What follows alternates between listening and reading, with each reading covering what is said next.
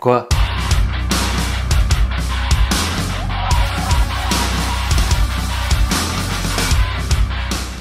Bonjour, aujourd'hui nous allons faire la partie 1 de la FAQ qui regroupe énormément de questions sur l'impression résine que je reçois. Merci beaucoup à Arcatar, Green 3D et Diablo ainsi que les autres membres du Discord pour avoir recensé les questions qui reviennent le plus souvent. La liste est longue.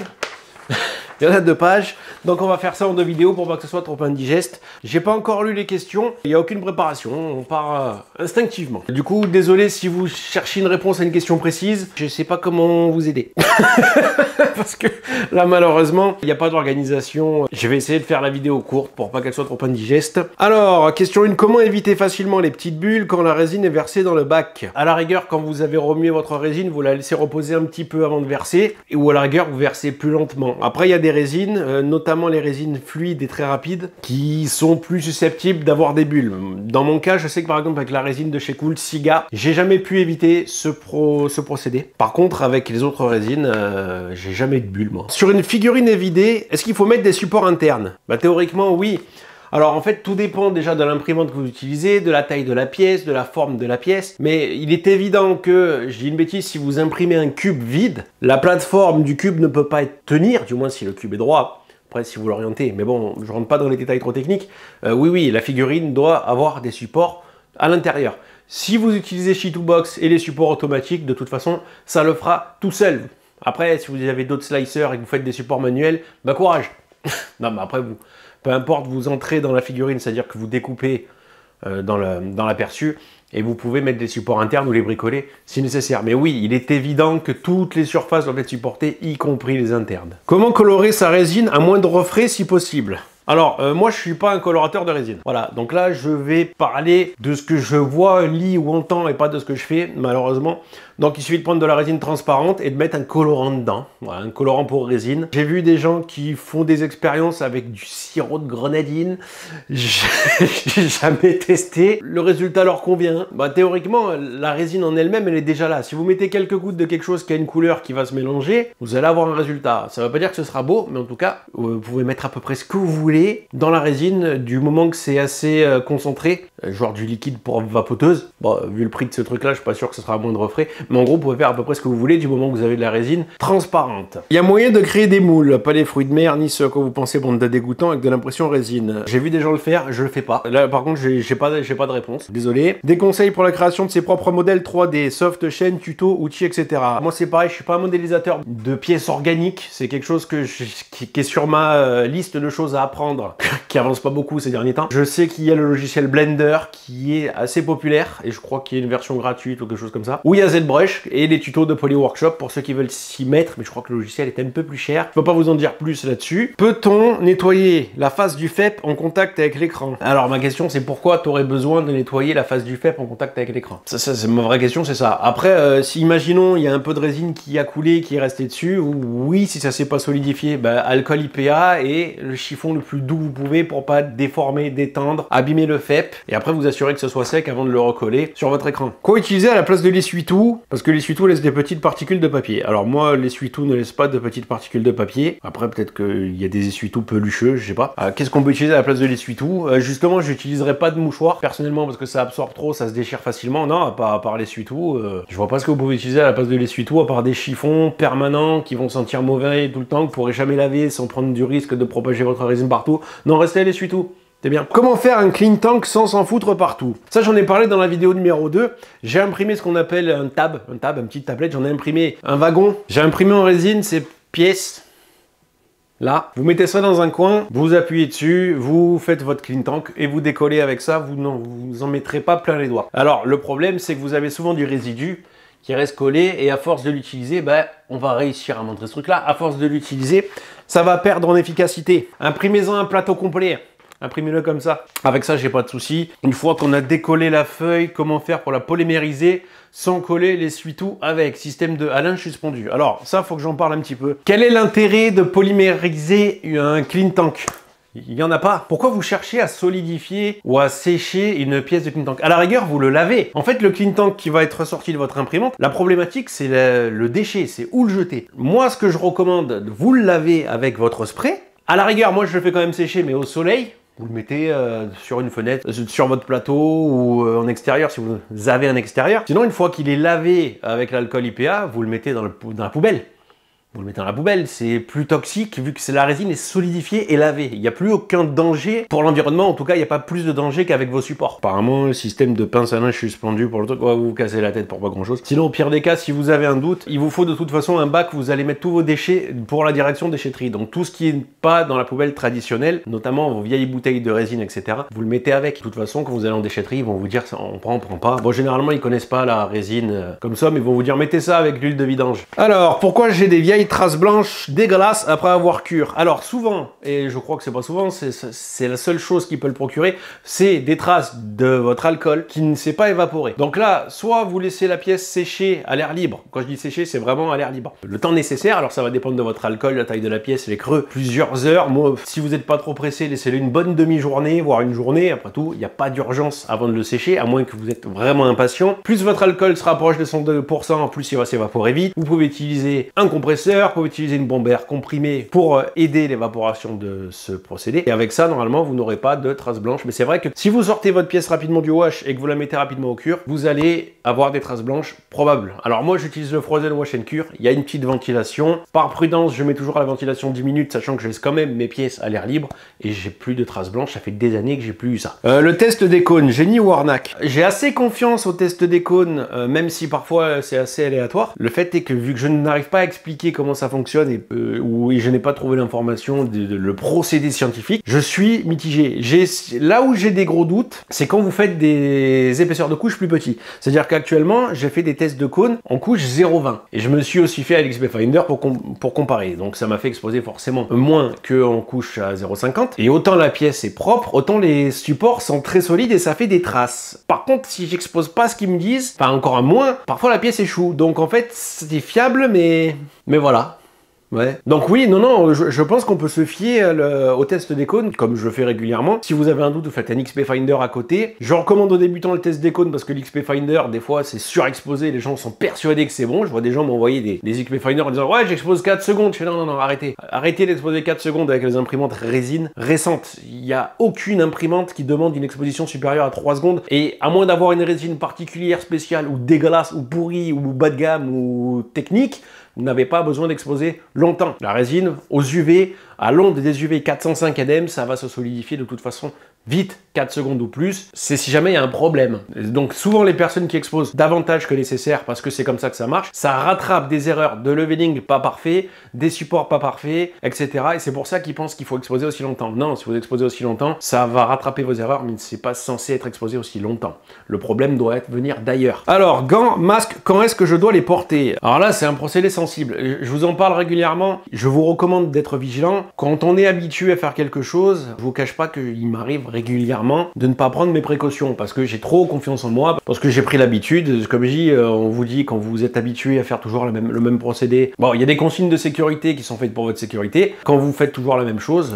des fois vous le faites pas parce que c'est vite fait, ça prend pour 5 minutes et c'est là où il y a le plus de risques. Alors le tout, c'est que la résine ne rentre pas en contact avec votre bouche principalement et vos yeux. Si vous avez peur, portez des gants et portez des gants. Non, portez des gants. Déjà portez des gants parce que ne pas toucher la résine, c'est quand même assez délicat. Même si moi mes gants sont généralement propres, sauf quand je dois transverser une bouteille ou vider un bac d'alcool. Le masque et les lunettes de sécurité, c'est en cas d'éclaboussure de résine, ce qui, on va pas se mentir, est quand même assez rare. La résine n'éclabousse pas facilement, mais quand vous débutez, mettez-les et après, quand vous êtes à l'aise, vous faites en votre âme et conscience. Le tout, c'est comme je vais vous dire, votre ceinture de sécurité, vous la mettez tout le temps, parce que c'est pas parce que là vous allez chez la voisine, vous n'allez pas avoir un accident en sortant. Même si les accidents, normalement, il y a une autre personne en cause ou un aléa que vous ne pouvez pas prévoir. Quand c'est chez vous, donc le nombre d'aléas est forcément réduit, mais quand vous débutez, faites-le, après vous faites ce que vous voulez, c'est en fonction de vous-même. Je veux pas être dans l'inconscience de vous dire, vous inquiétez pas, il n'y a aucun risque, il y a un risque, il est minime, il y en a un, voilà. Même si la vérité, c'est que je suis pas le modèle ultime en protection. Aérer ma pièce, oui, mais quand? Pendant l'impression, après, est-ce que je dois porter un masque quand? Alors déjà, ça dépend, la pièce que vous faites, la résine que vous utilisez, l'environnement dans lequel vous êtes. Là, par exemple, moi, mes imprimantes sont dans une pièce qui ne sert qu'à ça, donc il n'y a pas trop de risque. J'aère régulièrement, j'ai un filtre à charbon. Le mieux mieux, si vous pouvez, c'est d'aérer en permanence quand la machine tourne. Le mieux. C'est vrai que l'hiver, bon, y compris, je fais moins, voire je le fais pas. Surtout quand il faut que l'environnement soit à bonne température ambiante pour imprimer, donc j'aère une fois qu'elles ont terminé. Vous pouvez, si vous avez peur, vous mettre un masque à cartouche. Le masque à Covid ne sert à rien dans ce cas-là, mais un masque à cartouche quand vous êtes dans la pièce, parce que vous n'allez pas y rester longtemps, et surtout si vous avez plusieurs machines, il y a des résines quand même qui sont nocives sur le très long terme, mais encore une fois, le formol, donc la CHO, donc j'ai fait la vidéo sur la toxicité, ne paraît pas plus violent sur les capteurs que ce que peuvent générer certaines cigarettes électroniques. C'est assez délicat et encore une fois, je ne suis pas scientifique ou quoi. Ce que je vous dis, c'est que pour l'instant, on ne sait pas. On n'a pas assez de recul, pas assez de retour. Tout dépend du temps d'exposition à ces gaz, tout dépend de l'environnement dans lequel vous êtes. Si vous avez plusieurs machines qui tournent en permanence dans un environnement clos que vous aérez jamais et qu'en plus vous restez dedans, je pense que vous risquez d'avoir des problèmes plus tard. Mais il y a des gens qui font ce genre de réaction avec de la javel, avec d'autres produits chimiques qu'ils utilisent régulièrement, comme ça peut être du white spirit, de l'acétone, je pense à certains peintres ou certains carrossiers, qui à force d'être exposés toujours au même produit, ont fini par avoir une réaction ou d'autres soucis, et encore, j'imagine qu'on sait pas tout, à cause de ça. Pour l'instant, ce que je vous dis, c'est voilà, limiter au maximum l'exposition que vous pouvez ressentir à cause des émanations toxiques de la résine quand la machine tourne. Donc restez pas dans la pièce à ce moment-là, aérez quand vous pouvez. Ne faites pas ça dans une pièce à vivre qui est petite et confinée, et encore moins dans une chambre. Clairement, je reçois beaucoup d'informations. Je vis chez mes parents, je veux une imprimante résine que je peux mettre dans la chambre. Encore une fois, je suis pas parole d'évangile, mais je vais pas vous dire oui, je vais vous dire non. Je ne recommande absolument pas de faire ça. Surtout quand vous allez manipuler votre résine. Enfin, c'est un carnage. Privez-vous-en 6 mois l'hiver, mettez-la dehors l'été si vous avez un extérieur, un balcon ou quoi que ce soit. Sinon, si vous allez transverser, vous risquez de tacher la résine, ça reste collant. Vous allez mettre des gouttes peut-être par terre, il faudra tout nettoyer. Enfin, c'est pas quelque chose qu'on fait sans organiser son environnement. Après, moi, je vous le dis la vérité, j'ai commencé, je les ai mis dans le salon. Alors, c'était des petites, hein, c'était pas des grosses comme ça. Au bout de 2 semaines, c'est descendu dans cette pièce-là. Après, c'était l'été, j'ai aéré, j'avais 2 purificateurs d'air ambiant, le salon est large, il y a des VMC, etc. Et je viens de tester mon poêle à peler. Mon poêle à peler, il génère du HCHO aussi, donc au final, on a vraiment très peu de recul là-dessus. Notre environnement n'est pas pollué que par la résine, mais par prudence, ne vous rajoutez pas ça en plus, si vous pouvez l'éviter. C'est tout ce que je peux dire. Et pour pas que cette FAQ soit trop longue, on va terminer avec cette dernière question, parce que là, je sais que je vais créer une polémique, mais à un moment, il va falloir couper certains tabous. J'ai touché la résine liquide avec les doigts. Panique, qu'est-ce que je dois faire ? Vous lavez les doigts, c'est tout. Alors vous lavez à l'alcool. La résine liquide est surtout toxique, d'ailleurs je crois même qu'elle est uniquement toxique à l'état liquide, en contact avec les muqueuses, les yeux, la bouche, qui va rentrer dans l'organisme. Si vous en mettez sur un environnement comme vos mains, vos doigts, vos bras, c'est pas grave. Alors c'est pas grave si vous le nettoyez tout de suite, parce que si vous allez vous exposer au soleil que ça va sécher, ça va vraiment pas être agréable. Ça m'est déjà arrivé, je vous le dis, ça m'est déjà arrivé. Alors ça va dépendre, si vous avez quelques éclaboussures, ça va être gênant. Si vous avez une petite coulure, ça va être très inconfortable, mais vraiment très inconfortable. Ça va vous brûler un petit moment, puis ça va vous gratter pendant plusieurs jours. Après chacun réagit différemment. Là je vais faire une connerie, je vais faire une connerie, mais je l'assume. Voilà, je vous le dis. J'ai envie de dire que je vais faire, ça va être réalisé par des professionnels. Si je me considère pas comme professionnel, mais en tout cas, j'ai l'habitude, ça m'est déjà arrivé. Vous voyez que je suis équipé pour les situations d'urgence. On va prendre une bouteille de résine. J'ai pas de gants. Ça veut pas dire qu'il faut pas en porter. Ça veut juste dire que quand vous êtes à l'aise, vous avez moins à vous inquiéter. Et là, de toute façon, pour ce qui va se passer, voilà, j'ai mis une goutte de résine dans le bouchon. Et j'ai mis le doigt sur la bouteille de résine. Donc j'ai fait ça en toute conscience, j'ai pas peur, je vais pas mourir, etc. Par contre, il faut que je lave ça rapidement et que je m'expose pas au soleil. Donc moi, ce qui se passe, j'ai un spray d'alcool IPA. Alors le problème, c'est que c'est en train de... Maintenant que j'ai bombardé l'IPA, bon, je nettoie l'IPA, je l'absorbe bien. Pouh, ça sent pas bon. Après, j'ai un spray d'eau savonneuse. J'essuie. Et après, j'ai un spray d'eau. Après, je réessuie. Et vu que je suis quand même assez maniaque, et j'ai du désinfectant dessus, je me désinfecte les mains. Et vu qu'on n'est jamais trop prudent, je vais me les passer au savon dans la salle de bain. Voilà, donc vous voyez, si ça vous arrive, il n'y a pas mort d'homme. Je vois des gens qui me viennent des fois me parler en disant « T'es inconscient, tu manipules la résine sur les gants ». Je manipule la résine sur les gants, parfois. Mais encore une fois, je manipule, il m'arrive de sortir mon plateau, de regarder ma pièce, de ne pas mettre des gants. Quand je manipule ma résine, que j'ai la transverse du bac, je mets des gants. Mais c'est pas parce que je suis inconscient, justement, parce que je suis conscient du danger, mais que je me déjà arrivé d'avoir ce genre d'accident. Il m'est jamais arrivé d'avoir des rougeurs, des plaques ou quoi. Et la seule chose qui m'est déjà arrivé, qui m'a gêné, c'est que j'avais... Alors là, c'est avec les gants. Hein. j'avais des gants, puis je faisais plein de manipulations en même temps, changer mes faibles, changer machin, et j'ai dû toucher de la résine. Et à un moment, je me suis gratté parce que la moustique m'avait défoncé sous le t-shirt. Bon, ben, j'ai eu une plaque rouge pendant 3 semaines, mais là, j'avais les gants plein de résine et j'ai enfoncé sous la peau. Et ça, par contre, je m'en suis pas rendu compte tout de suite, je me suis rendu compte le lendemain. Et encore, je suis même pas certain que ça vienne de ça, mais je vois pas ce que ça pourrait être d'autre parce que je sais que ça me grattait à cause d'un moustique pendant quelques jours. Et au bout de 2 jours, j'ai eu des démangeaisons et une plaque rouge qui a duré bien 2-3 semaines et que ça m'a vraiment gratté pendant une longue période. Mais je suis pas allé à l'hôpital, je suis même pas allé voir un généraliste, j'ai dit ça va passer et c'est passé. Et là, par contre, j'avais les gants. Donc là, j'ai été négligent. Par contre, ça m'arrivera plus. Je précise pour ceux qui n'ont pas bien compris que je n'encourage pas à être négligent et je n'encourage pas à ne pas porter de gants.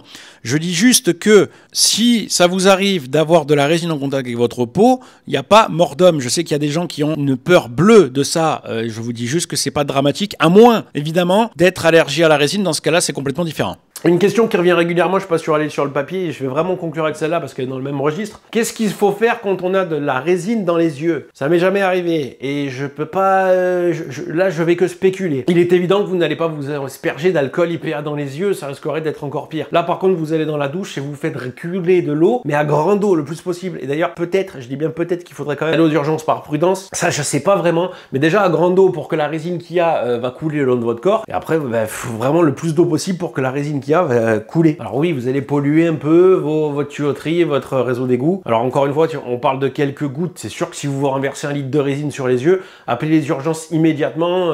Et par contre, de toute façon, vous n'avez pas le choix là. À grande eau, hein.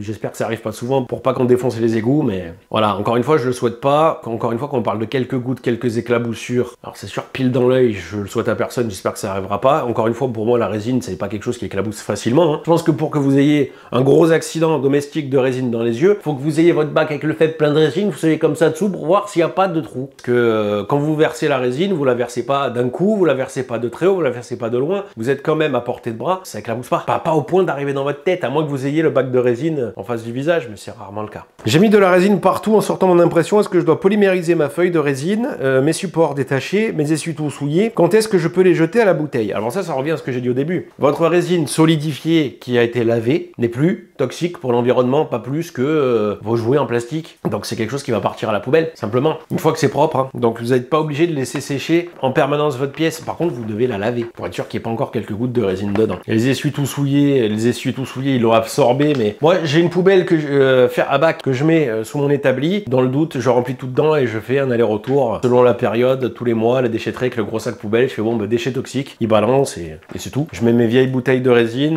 parce que il est évident que vos vieilles bouteilles de résine, à ma connaissance, ne se recyclent pas. Donc, bon.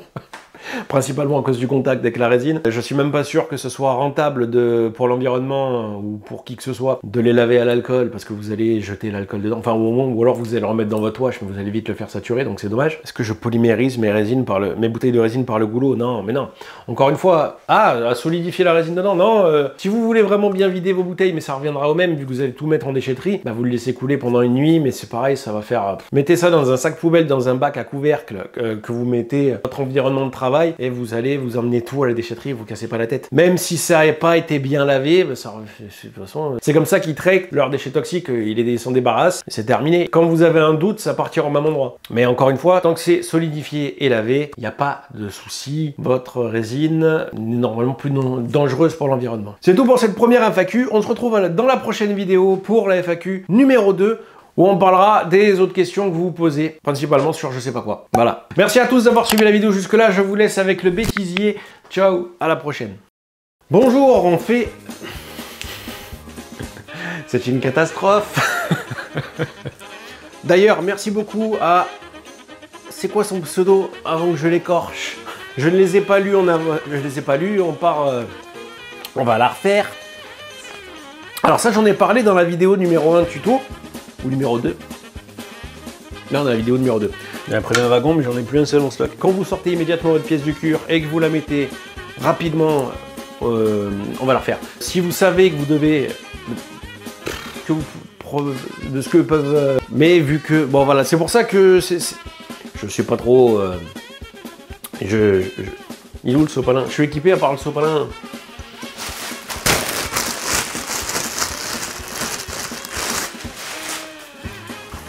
Me parler en disant peut-être, je dis bien peut-être qu'il faudrait quand même aller aux urgences par curiosité, d'aller aux urgences par prudence. J'ai mis de la résine partout, non pardon c'est pas là, tant que c'est lavé et solidifié, dans l'autre sens. La prochaine fois je réviserai les questions avant de me les poser, parce que je me suis auto-fatigué. Voilà, c'est tout pour cette question. Pour parler un peu plus de... On parlera un peu moins d'école de... Où on va revoir, où on va voir, où on va revoir, où on va voir, où on va revoir. C'est comme ça qu'ils recyclent leur machin. Enfin, ils recyclent. C'est comme ça qu'ils traitent leurs déchets toxiques. Ils s'en débarrassent et...